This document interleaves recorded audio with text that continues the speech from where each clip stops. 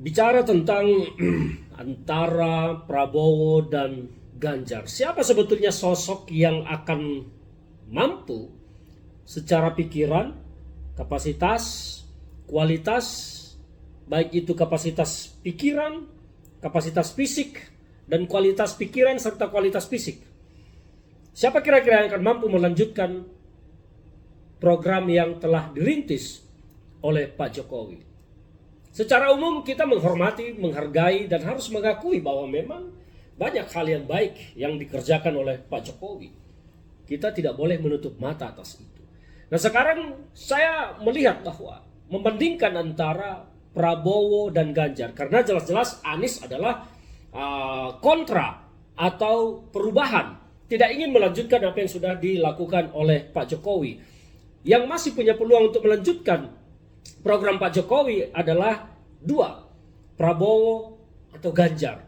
Mari kita ulas satu persatu siapa sebetulnya yang paling berpeluang untuk melanjutkan kinerja itu secara konkret, secara nyata, dan siapa yang hanya bicara bahwa akan melanjutkan. Pertama saya mau bicara tentang Prabowo. Prabowo adalah kompetitor dari Pak Jokowi 2 kali pilpres dan 2 kali kalah. Dari dalam hati Prabowo, dari dalam pikiran Prabowo, visi misinya 2 kali menghadapi Jokowi adalah visi misi yang sangat berbeda terkait kartu-kartuan. Dulu Prabowo jelas-jelas menyatakan kita tidak butuh kartu bro, kita butuh pekerjaan.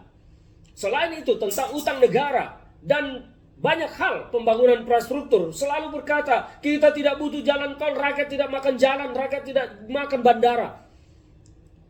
Itu narasi yang selalu muncul dari dalam hati dan pikiran Prabowo selama 2 periode menghadapi Jokowi. Dan itu bukan waktu yang pendek, 10 tahun pemikiran itu tertanam dalam pikiran, tertanam dalam hati Prabowo. Dan faktanya setelah kalah demi kalah, Prabowo tidak siap menjadi oposisi dan kemudian bergabung dengan pemerintahan Pak Jokowi menjadi Menhan. Artinya apa yang disampaikan oleh Prabowo adalah pemikiran-pemikiran dan gagasan hati yang berbeda dengan Jokowi, tetapi tidak sanggup menjalani kehidupan menjadi oposisi, akhirnya menghamba, menjadikan dirinya menerima jabatan menteri di kabinet Pak Jokowi. Demi apa? Tentu pasti ada kepentingan-kepentingan pribadi di balik itu semua. Kalau dikatakan demi kepentingan bangsa, saya harus menyatakan itu tidak benar. Kalau kepentingan bangsa, maka kita butuh oposisi supaya ada yang mengawal pemerintahan. Itu kalau bicara kepentingan bangsa. Tetapi kalau bicara tentang kepentingan pribadi, maka kekuasaan itu akan menghadirkan banyak hadiah, banyak gift, banyak pendapatan, banyak penerimaan dari jabatan. Apakah itu pendapatan materi atau pendapatan dalam bentuk hal lain, popularitas atau apapun itu. Tapi kalau bicara tentang gagasan pikiran, gagasan hati, maka Prabowo adalah sosok yang sangat berbeda dengan Jokowi. Karena 2 kali menyampaikan visi misi dan debat di pilpres-pilpres lalu, Prabowo adalah orang yang berbeda dengan Jokowi. Pemikiran berbeda, hati berbeda, gagasan berbeda, rencana berbeda.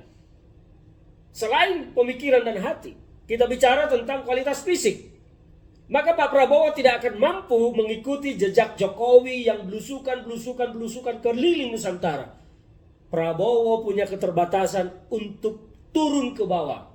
Fisiknya sudah tidak mampu.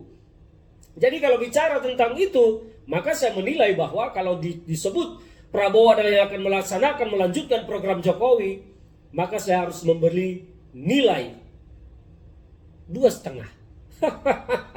Hanya 2,5 peluangnya untuk melanjutkan apa yang dilakukan oleh Jokowi.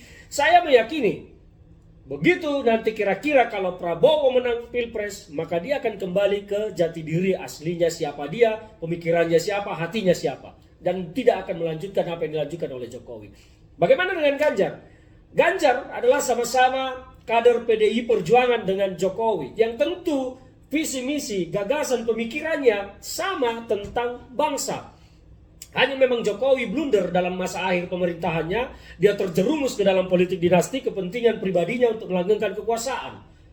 Tetapi soal gagasan berpikir, konsep berpikir, tentang bangsa dan negara, tentu sama. Karena apa yang dijual oleh Jokowi pada masa Pilpres dalam visi misinya itu adalah pemikiran PDI Perjuangan, pemikiran kelompok besar, termasuk Jokowi sendiri. Maka tentu itu adalah kesamaan visi, kesamaan pikiran, kesamaan hati tentang bangsa. Ditambah lagi kualitas fisik, Ganjar masih lebih muda dari Jokowi. Maka tentu Ganjar akan mampu melaksanakan dan mengikuti pola kerja Jokowi, belusuan, turun ke daerah seluruh Nusantara. Karena dia mampu, fisiknya kuat. Nah, jadi kalau membandingkan antara Ganjar dan Prabowo, maka tadi Prabowo saya kasih nilai 2,5 untuk mengikuti dan melanjutkan program Jokowi. Kalau Ganjar saya akan kasih nilai 8,5 bahwa dia akan melanjutkan program-program yang baik dari Pak Jokowi. Nah, itu penilaian saya. Jadi kalau ada yang berkata Ganjar ini sebetulnya mau ngapain, ya dia tidak paham tentang realitas politik, tidak paham tentang realitas berpikir, dan tidak paham tentang konsep-konsep manifesto politik. Salah satunya Kaisang.